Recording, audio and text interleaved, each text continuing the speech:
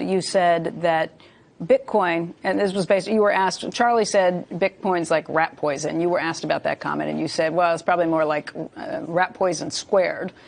Charlie went on in the meeting to then basically call Bitcoin turds. He is an expressive sort, isn't he? Maybe when he gets a little older, he'll mature.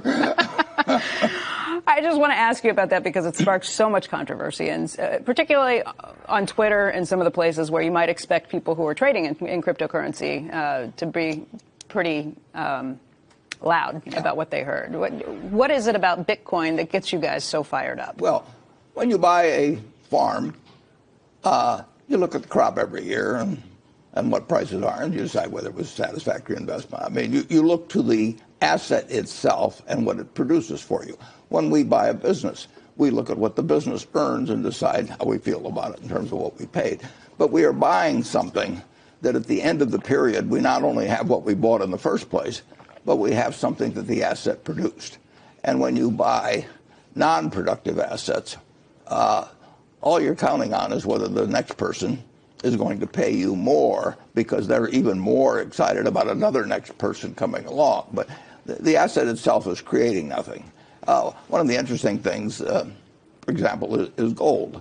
If you go back to the time of Christ and you look at how many hours of labor you had to give up in order to buy an ounce of gold, and you take it forward to now, you'll find the compound rate maybe 1/10 or 2/10 of 1%. You know, and then you have to insure it during that time and make sure somebody doesn't steal it from you and everything. But it doesn't produce anything.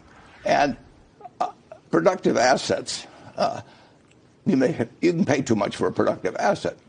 But I bought a farm in the 1980s, and every year we look at how much it produced the way of soybeans and corn. And at the end of that period, I've still got the farm, and I've gotten some significant income off of it. Apartment house, operating business.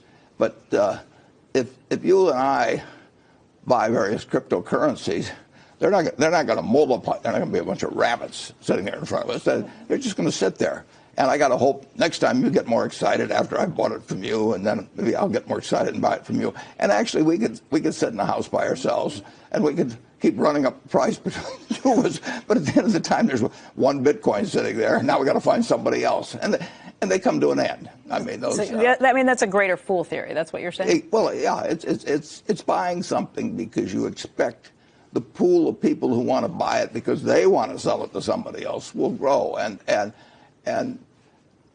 it's wonderful because it does create a rising price. Does create more buyers, and people think I've got to get in on this, and it's better if they don't understand it. That's the other thing about non-productive. If you don't understand it, you get much more excited than if you understand it. I mean, if you buy a bond that says it's going to pay you 4% a year, you're not going to get any pleasant surprises. She's going to pay you 4% a year.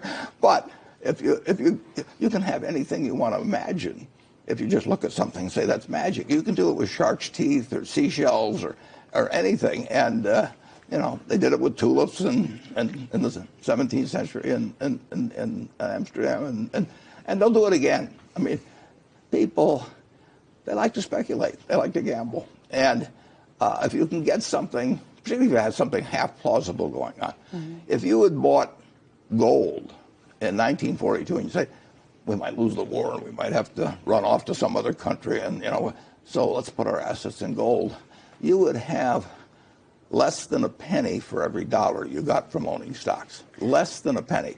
Now, if somebody calls that a store of value, I mean, I think they're delusionary. Okay.